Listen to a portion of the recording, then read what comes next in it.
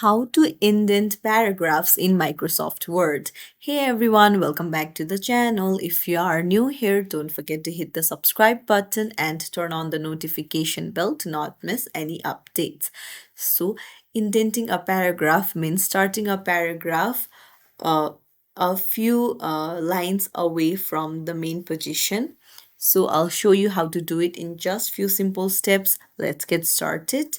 Open up your Word document and then go to the start of the sentence or the paragraph, like put the cursor there, and you just need to tap on the tab key on your keyboard, and there you go.